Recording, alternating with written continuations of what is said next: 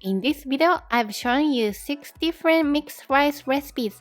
They're kinda like fried rice, but they're totally healthy since there's no oil and they're packed with protein. Definitely try these instead of fried rice. First up, we are doing a chicken-based mixed rice, and you'll be so surprised by the flavor. For the rice, if you can get your hands on some Japanese short grain rice, that's the best. The brand doesn't really matter, but I'm obsessed with this one called Tsuyahime. So put your rice in a bowl with some water, give it a quick stir, then dump the water. Next, you want to gently wrap the rice like this. Be gentle, cause you don't want to break the rice. Add some water and dump it again. Do this 2 or 3 times until the water gets kinda clear. Then put the rice in a strainer and let all the water drain out. Leave it like that while you get the rest of your ingredient ready. By the way, I'm using 150 grams of raw rice today. And for this amount of rice, here's the perfect amount of other stuff. Today I'm adding a ton of chicken for extra protein, so I gotta keep the veggies to a minimum. Otherwise, it would be hard for everything to cook, so be careful. I put the exact measurement in the description box and on my blog, so be sure to check that out. Today I'm using onion and carrots. They go perfectly with this flavor. But you can totally use any veggies you like. I recommend chopping everything really small, like thinly sliced or minced. And the most important part, the chicken. I'm using skinless chicken thigh, but you can also use chicken breast. Once that's chopped up small, let's add some marinade. Salt and pepper, soy sauce, and sake. If you don't have sake or you don't want to use alcohol, you can totally skip it. By this time, the rice should be all drained, so let's move it into the pot. It's okay if there's still a little water left, but doing this will keep the mixed rice from getting mushy. And I always cook my rice in a pot, but you can totally use a rice cooker if that's what you prefer.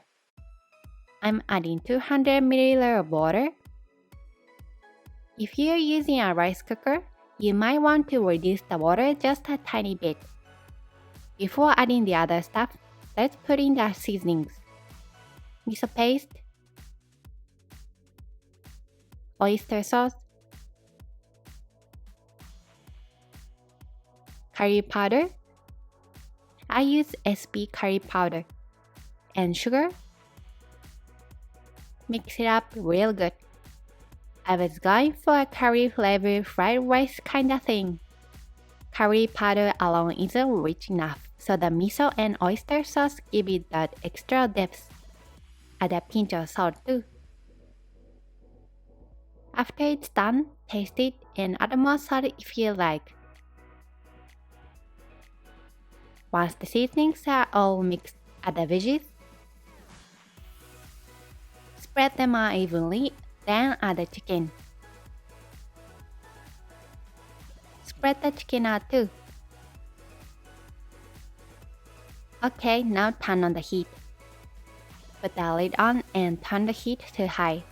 Wait for it to boil. It should be boiling in about a minute. It might take a little longer for it to boil depending on the type of pot you are using. When you see it bubbling, turn the heat down to low. Simmer on low for about 20 minutes, then turn off the heat. The cooking time might vary depending on the type of pot you are using. When all the water is gone and you get a slight burnt smell when you get close to the pot, that's how you know it's done. While that's cooking, let's make some eggs. This is optional, but I added it for extra protein. Whisk the eggs with a little salt and pepper and make scrambled eggs.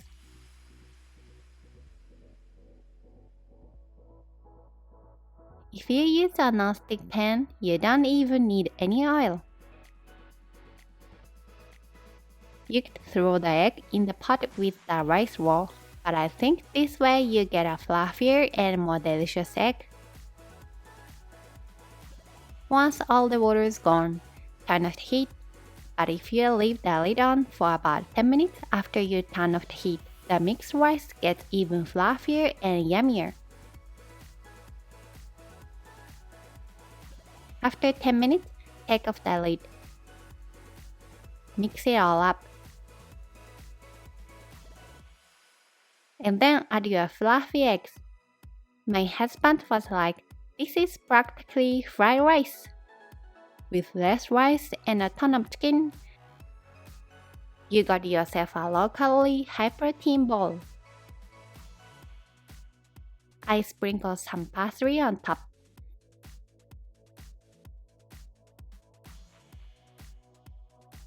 Okay, next up, I'm gonna show you how to make a mixed rice with seafood as the stir. I've finally perfected the seafood flavor, so I really want you all to try it. This time, I'm keeping it simple with just a tiny bit of onion for the veggies. Mix that up. I've been really into this frozen seafood mix lately. It's got squid, clams, and shrimp in it. I'm gonna throw that out in some water. It's not quite enough on its own, so I bought some big shrimp separately. It's good with just shrimp, but the combination of different kinds of seafood adds a ton of flavor. Peel and devein the shrimp, and make sure to wash it well. Like the previous recipe, wash the rice really well, and drain it before putting it in the pot. Then add the water, sake, consomme, and shantan seasoning. I think the combo of consomme and shantan is what made it so tasty. They are both made from vegetable and meat extract plus salt, sugar, and other seasonings. Using these to create a complex flavor that goes perfectly with seafood. If you check out the My Tools and Seasonings link in the description box, you can find these ingredients, so be sure to check that out. It would be awesome if you could find the same one, but you can always use other stock powders if that's what you have. Once the seasonings are mixed well, add onion and all the seafood. Make sure to pat it dry first. The shrimp are pretty big, so they are gonna be super satisfying. Spread the ingredients out evenly.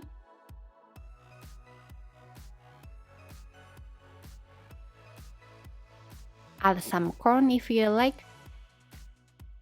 It's a little sweet and goes great with seafood.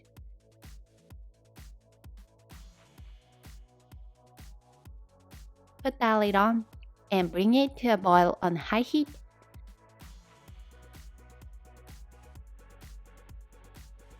Like before, it should boil in about a minute, so turn the heat down to low. Simmer on low for about 20 minutes until all the water is gone. Once the water is gone, turn off the heat and let it sit for 10 minutes.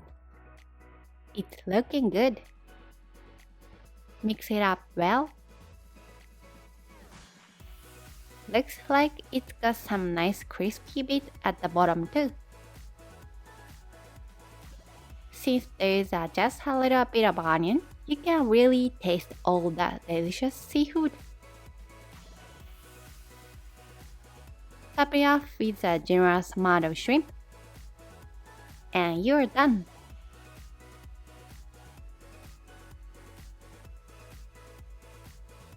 Okay, next up is a salmon focus mixed rice. And when I think of high protein veggies that go with salmon, edamame comes to mind. Frozen edamame is super handy because you can thaw them out whenever you want and they're ready to go. Of course, fresh edamame would be amazing. I can't wait for summer. If you're using this much, about a minute in the microwave at 500 watts should do it. Take the beans out of the pot and let them come to room temperature. I have some shiso leaves left in the fridge, so I washed them well, mixed them up, and I'm gonna use them at the end.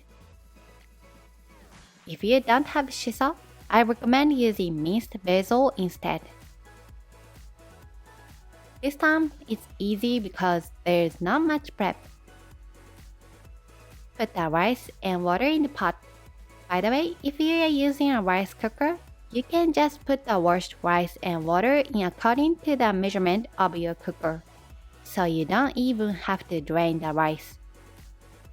I know it's easier to use a rice cooker, but I don't like the way the smell of all the spices and seasonings sticks to the rice cooker, so I always use a pot. It's quick and easy to make in a pot too, so I really like doing it this way. After adding the water, put in the salmon. I used a generous amount this time, about 140 grams. I was lucky and found some amazing fresh domestic salmon. Add sake, mirin, and soy sauce, and give it a gentle mix. I wanted to coat the salmon with the sake to get rid of the fishy smell, so I added the seasonings after putting the salmon in. It's a little tricky to mix, but it's okay.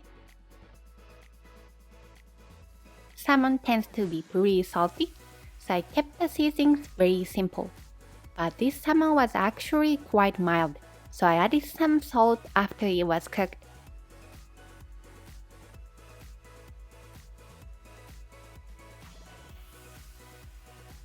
Like always, once it boils, turn the heat down to low and let it simmer for about 20 minutes until all the water is gone.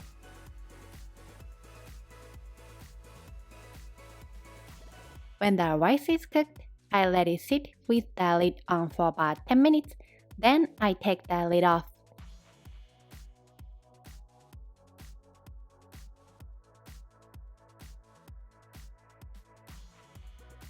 The salmon skin comes off really easily at this point.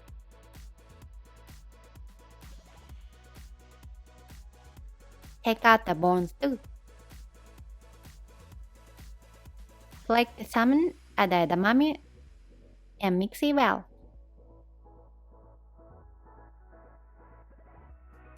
The bottom of the rice is nice and crispy this time too. You don't get that with a rice cooker, so that's a perk of making it in a pot. In Japan, some people use clay pots to cook rice, but you can get good results with these thin regular pots too.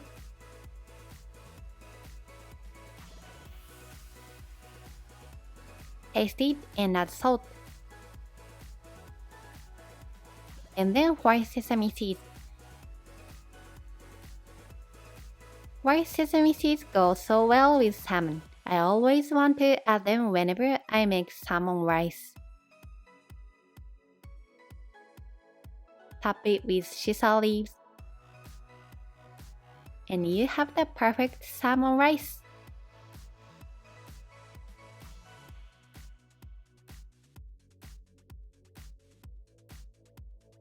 Alright, next up, we are making chicken gobo mixed rice.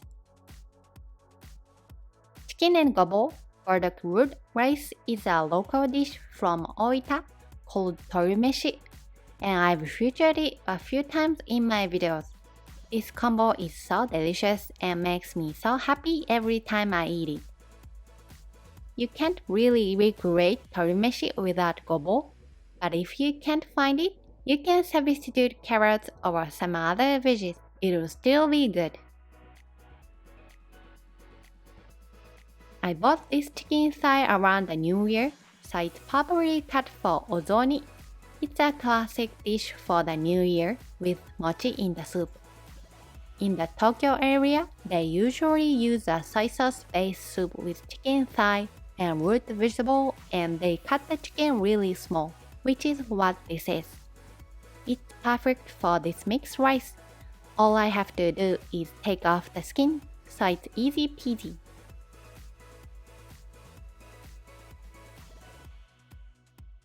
Once the gobo and chicken are ready, put the rice in the pot and add the water. Then add the sake, soy sauce, and sugar, and mix it up really well. Gobo is hard and doesn't cook easily, so put it on the bottom. Be sure to cut the gobo very thinly and small. Arrange the chicken on top of that. Sprinkle the chicken with some salt. I'm using a lot of chicken again this time, so we are getting tons of protein and we are getting vitamins and fiber from the veggies. So we are getting a well-balanced meal in one dish. Bring it to a boil on high heat for about a minute.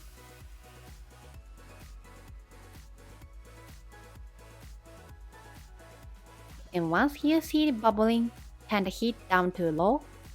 Simmer on low for about 20 minutes until all the water is gone and you smell slightly burnt smell. Then turn off the heat. Let it sit with the lid on for about 10 minutes and then you are done.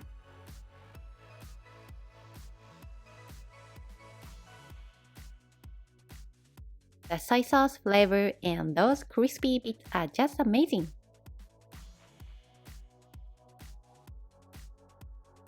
By the way, you can make any of the mixed rice that I've shown you into onigiri rice balls and freeze them for up to 2 months. Just make sure to let them cool down completely before freezing. This is mitsuba, a herb that's also essential for ozoni. Add that for a bit of color and you are done.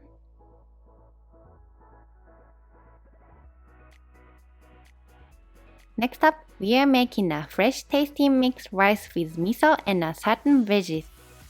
This time, we are using a lot of fresh ginger. Ginger is amazing for boosting your immune system. I know I should be eating more fresh ginger, but I often just use the stuff in a tube. We'll slice this into thin stripes.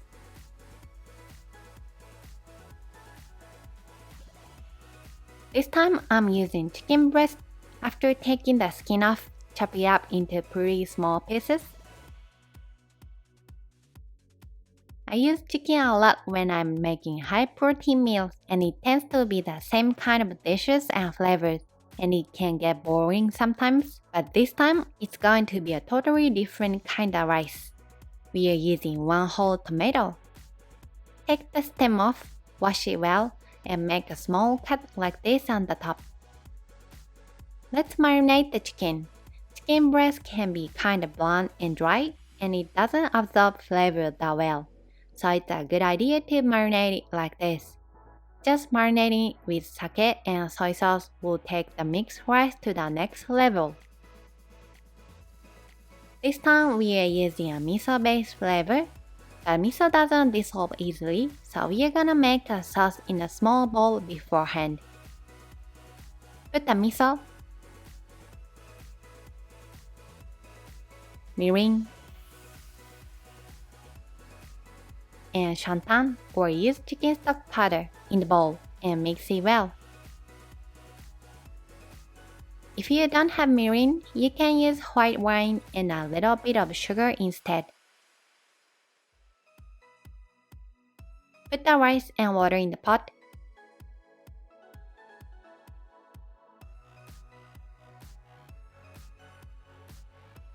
Add the miso sauce and mix it up well.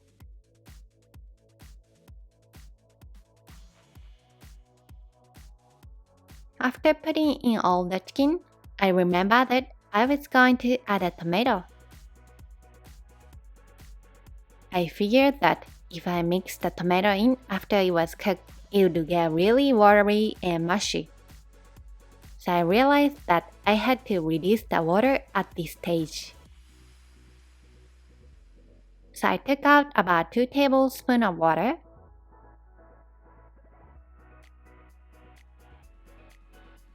Make a space in the center and put the tomato there. Then sprinkle the ginger all over it. Considering the ingredients and flavor this time, I think it would have been even more delicious if I had used a lot of garlic instead of ginger. I definitely want to try a garlic version next time. Once it boils, turn the heat down to low and cook it for about 20 minutes, like always.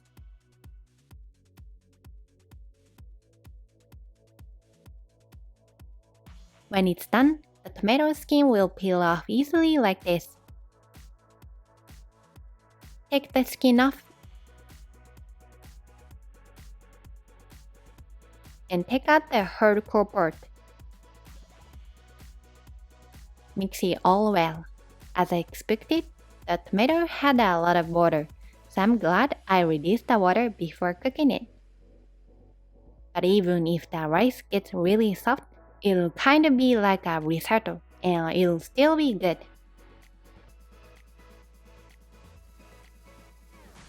Okay, last but not least, we are making mixed rice with tuna and broccoli. Broccoli is like crazy high in protein compared to other veggies, so I really wanted to try using it in a mixed rice dish. I've never cooked it with rice before, so I was a little worried about how it would turn out, but it was so much better than I expected, so I definitely want you all to try it. And this time, I'm gonna pair the broccoli with tuna. You could use chicken instead of tuna though. Make sure you drain the oil from the tuna really well first.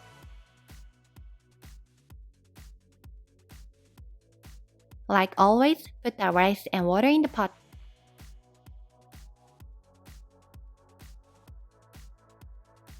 And this time, add soy sauce, sugar, and oyster sauce. You can add some dash powder too if you like. Then spread the broccoli out. I also added the broccoli stems chopped up finely. I'm gonna put in a ton of tuna, but I also added a little bit of leftover chicken.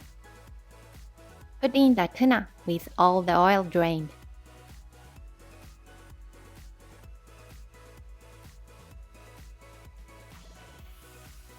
Lastly, sprinkle with salt and pepper.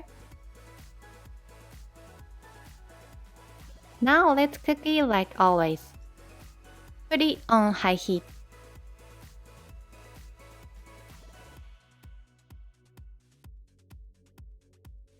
And when it boils, turn the heat down to low.